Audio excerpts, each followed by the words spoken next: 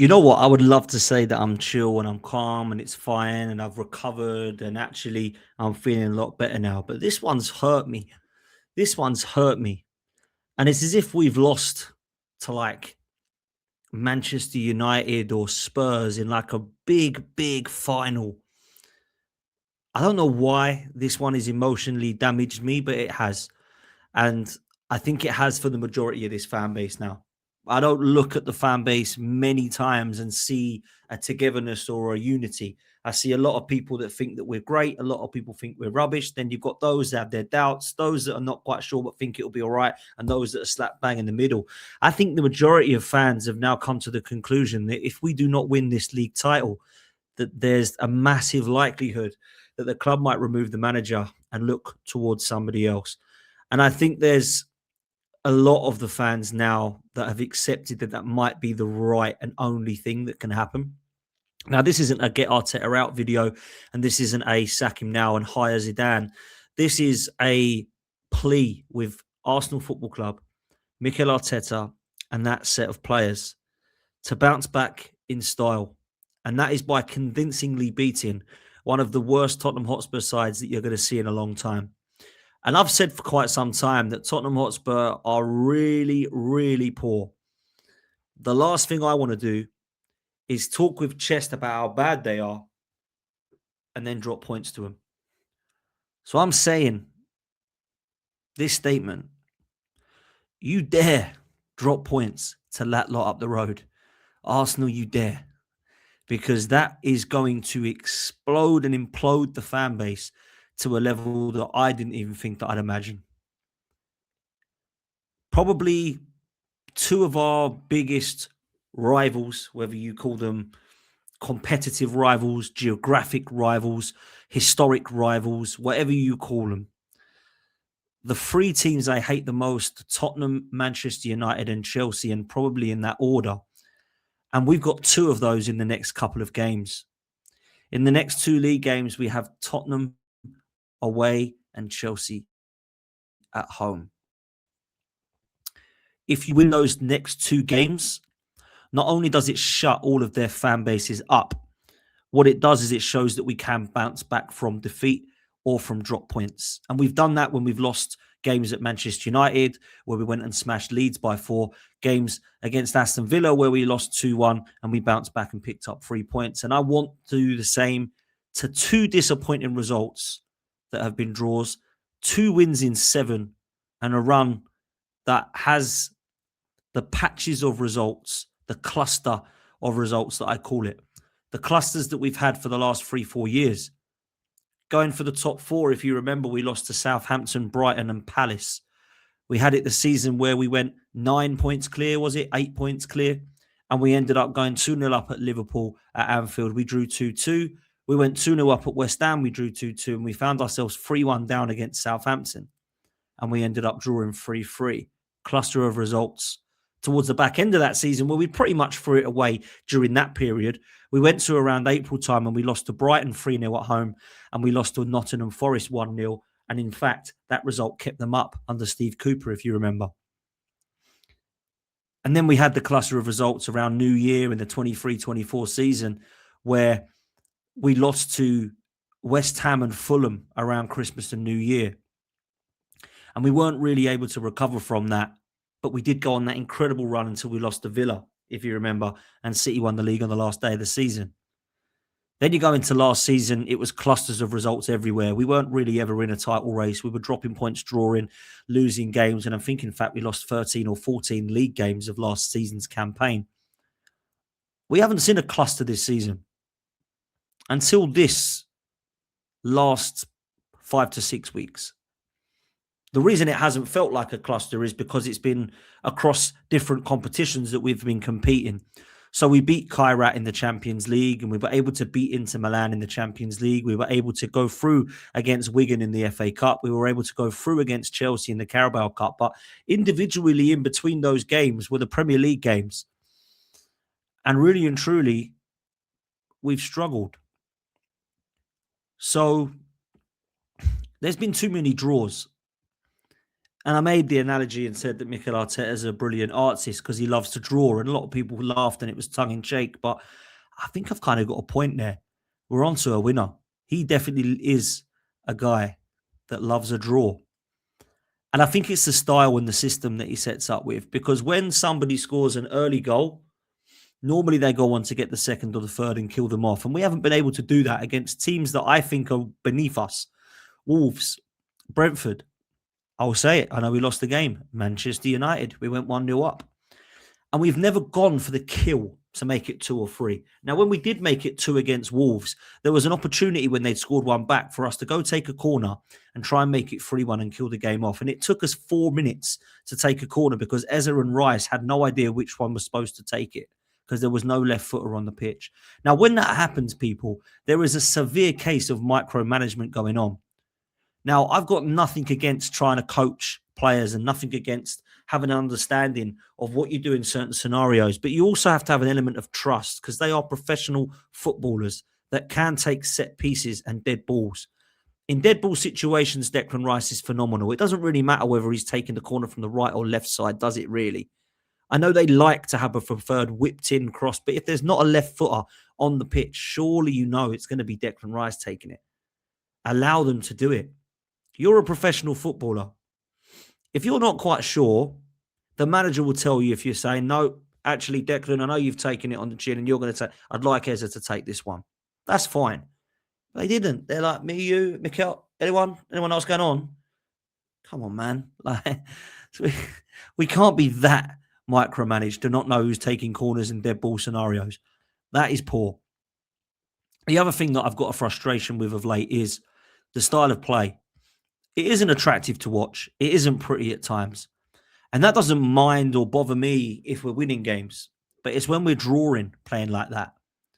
When you play like that against Wolves or Brentford, you play like that against Sunderland, or maybe you play like that against Aston Villa or Man City, who are more of a kind of threat this season.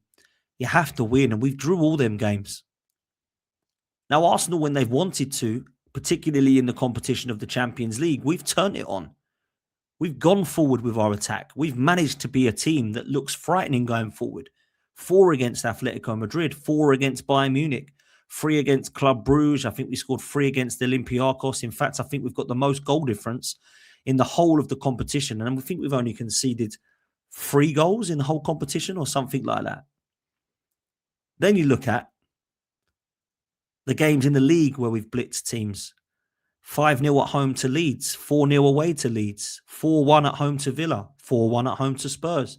We have put goals past teams. We've had a couple of 3-0s, I believe, as well. Forest, Sunderland. We can do it.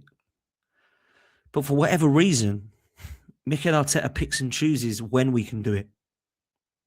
Now, let me take you back to why I believe Mikel Arteta has decided to go with this change of formation, this change of system, this change of style.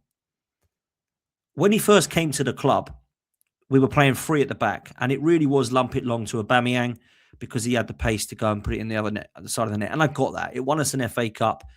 We didn't have the players, in my opinion, to go and play a system. But when he started to implement those players into the side, we brought in Gabriel, we brought in Thomas Partey, and then we brought in Gabriel and Zinchenko. We started to do the inverted 4-3-3, and we went and nearly, let's be real, blitzed the title, but we threw it away.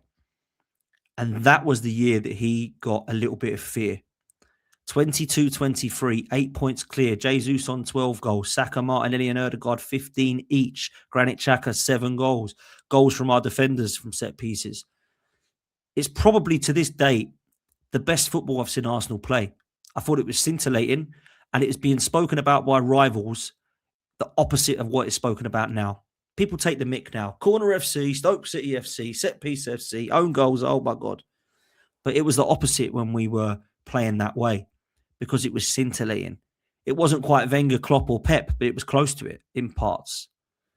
And I think that PTSD of, oh my God, we got found out and we leaked goals, has completely flipped and spinned his mind. Because really and truly that summer we needed tweaks. We needed to go and bring in a couple of players that were going to allow us to play that system, but be maybe a little bit more balanced in and out of transition. And we didn't do that. We signed Raya and Timber and Havertz and Rice. And if I'm honest, as much as I was happy with the signings, the complete style changed. And it looked to me that we were a lot more rigid, we were a lot more compact, and we were a lot more defense minded. And the one thing that we did not do was take risks. And for the first half of that season, we weren't that great. 1-0s, 1-1s, pretty similar to this season, I would suppose. And then in the second half, he turned it on a bit. And we still weren't able to go and win because against Villa and against City and Fulham and West Ham, we dropped points. And again, the next season, he went total set-piece corners. Everyone started singing set-piece again and lay. Not this season, that was last season. Again, doesn't want to take any risks. And it's been the same this season. But I'm pleading with Mikel Arteta now. You got to change it. You need to go now. I think he knows. I think the players know.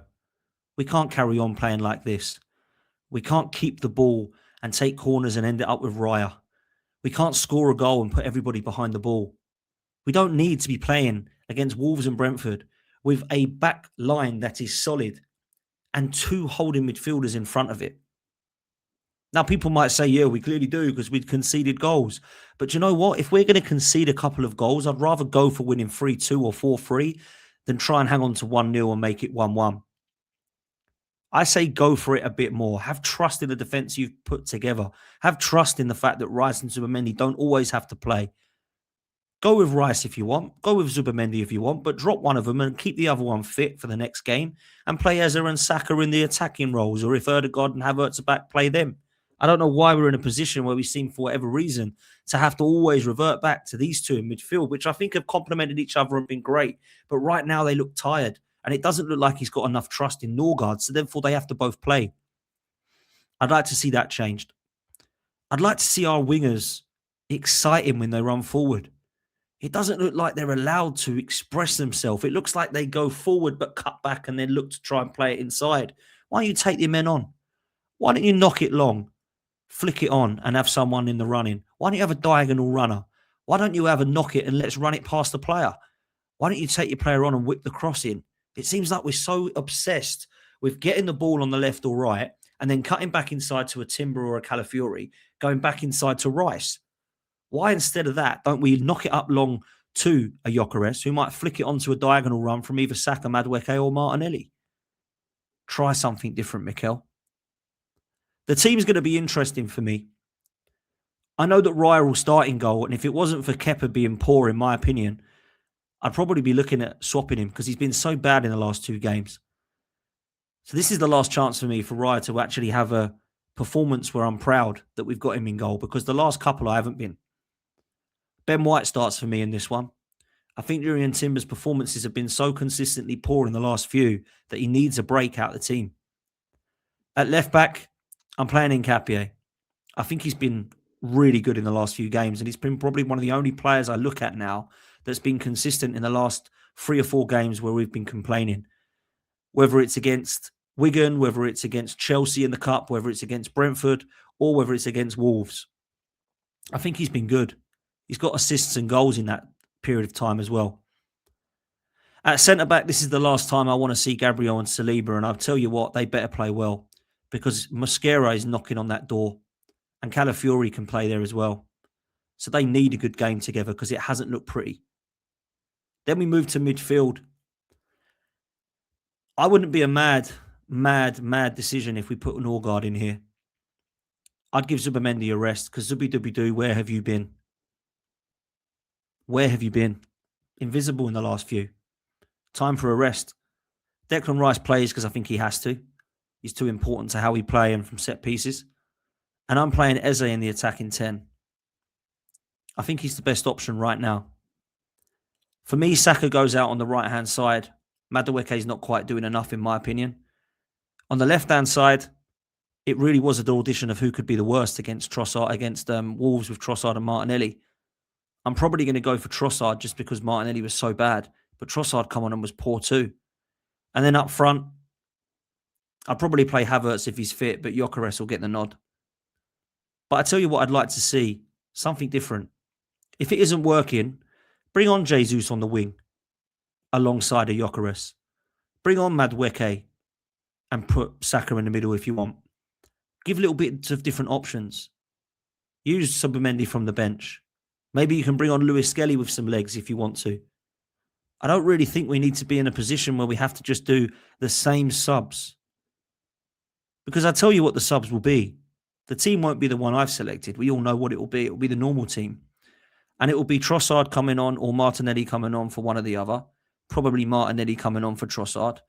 Madueke will come on for Saka. Jesus will come on for Gyökeres. And we'll probably see if he's fit. Kai Havertz coming on for Eze. If we need to make more subs, it will be Ben White for Timber, or maybe it will be a Calafiori.